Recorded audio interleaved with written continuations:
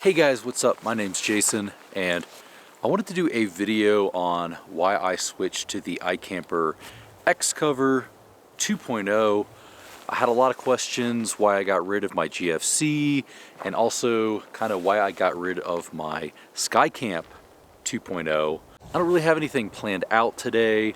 I am just going to kind of talk about my experience over the last 7 months with this tent and compare it with my previous tents and why I switched to this one. I think this tent is severely underrated and I hardly ever see them on the road. This is a really great tent, especially here in Colorado, or if you live somewhere where you do a lot of like mountain biking, skiing, anything like that. I really think this is the perfect tent, and it's massively overlooked. Let's go ahead and get into it, and I'll show you guys why I think this is an underrated tent and why this might possibly be the best tent that I've ever owned. All right, so we're going to start off with comparing it to my old GFC.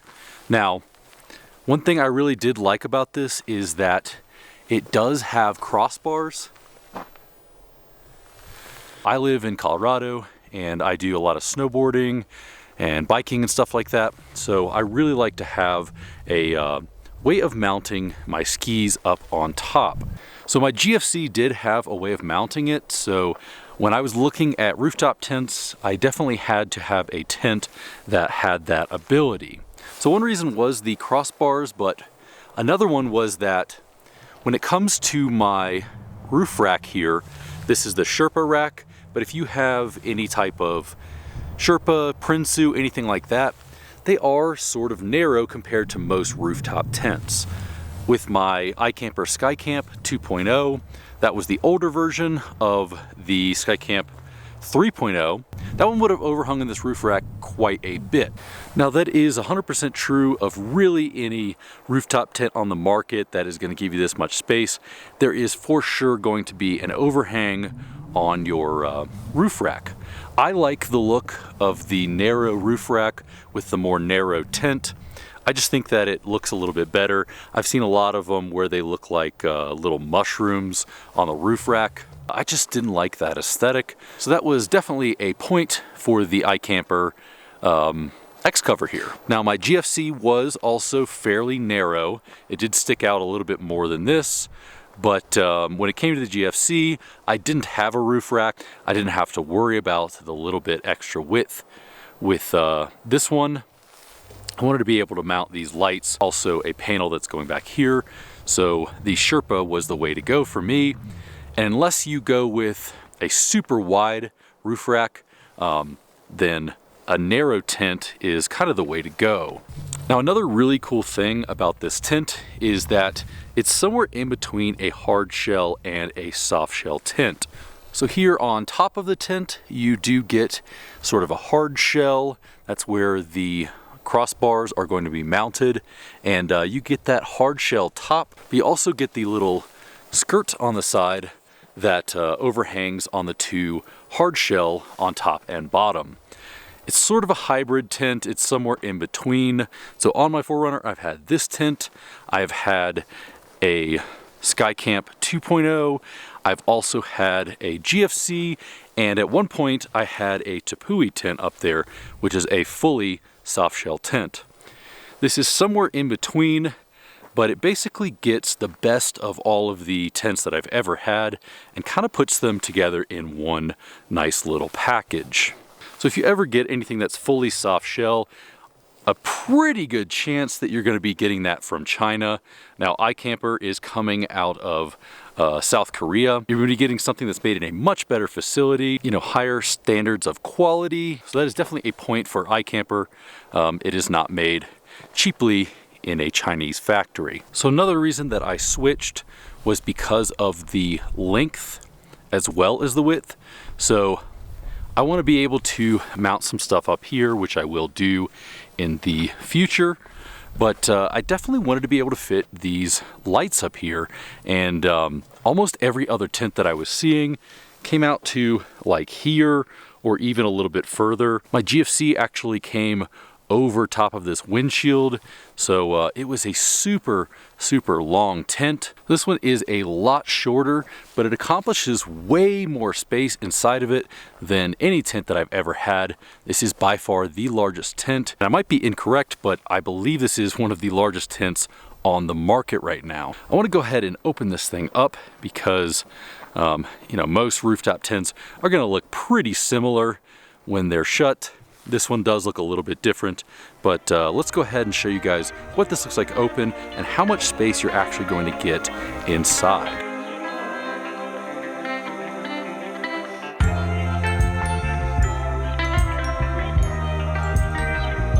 All right, it got a little too windy where I was, so I came back home. I'll show you guys how this actually opens up. There's a little flap back here that's Velcroed. All you're gonna do is flop that up. That right there. Then down here, you're going to take this one and loosen it. Basically, that will come down like that. Open here, you've got this side.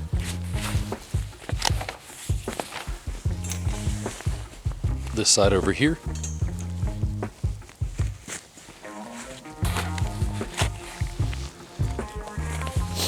If you need to, you can also loosen this a little bit more if you need a little bit more space there.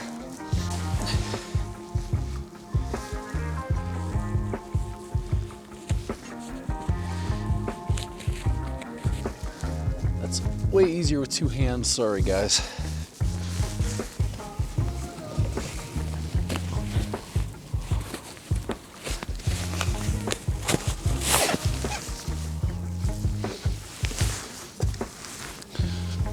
Once all that's flipped up,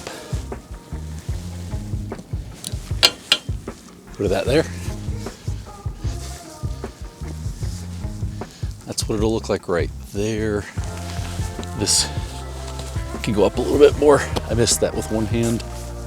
Now this ladder will fit in between here, no problem, but I've shoved way too much stuff in here. So I will keep this at home usually and then just put it in my car, but it still could fit in here if I really wanted it to, or in between here. Now, just for a heads up, this is not the original mattress that came with it. These are air mattresses, so yeah, don't think it's going to be that thin, but this is like a $500 upgrade and it is well worth it.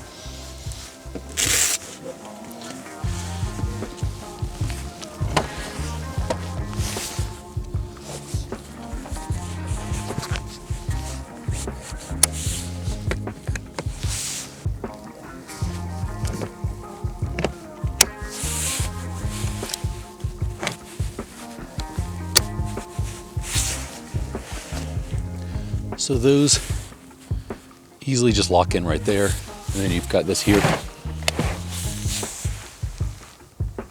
That's what that'll look like.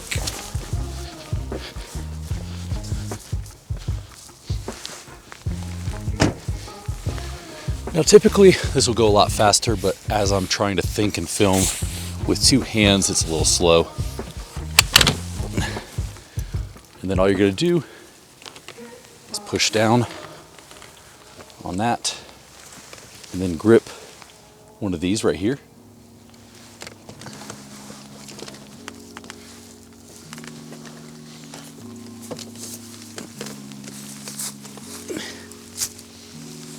Right down here at the bottom is a hole here, and you just make sure that that goes in there. Pretty simple.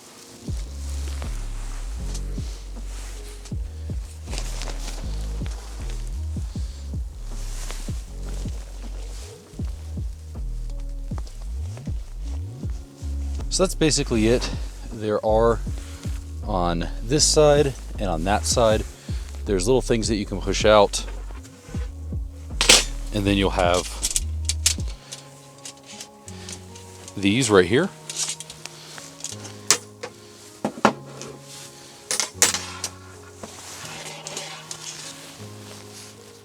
this little track right here, and this thing that's kind of loose right there will go up. You can see it. And then that piece and that piece right there will stick out. But for the purpose of this video, it doesn't really need to be done. If you wanted to camp just like this, that's all you need to do to set it up. So yeah, I would say this is, if you're not filming and doing all that, it's like a 3-minute process at most. Now, compared to my iKamper SkyCamp or my GFC, obviously that's going to take a little bit longer to do, but the amount of space you get is not even close in comparison. And here you've got all of that.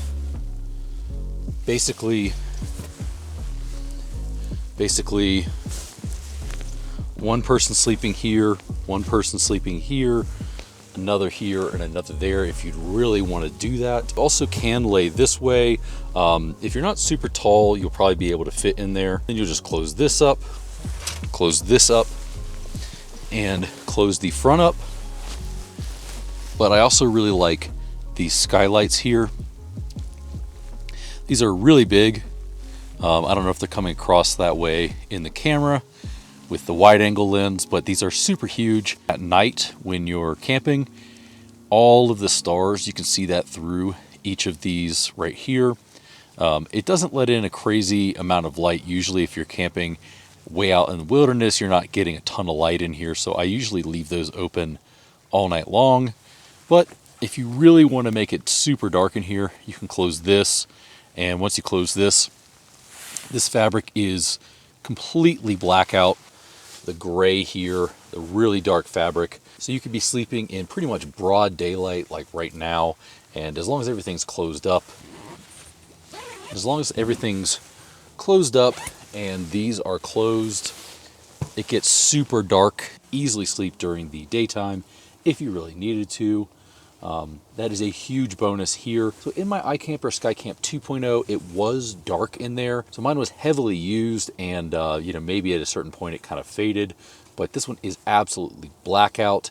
The GFC that I had was completely translucent, and the entire ceiling on that one was like translucent. So another reason that I really switched to this one was because in my GFC, if I had so much as a piece of paper in that tent, it would not close.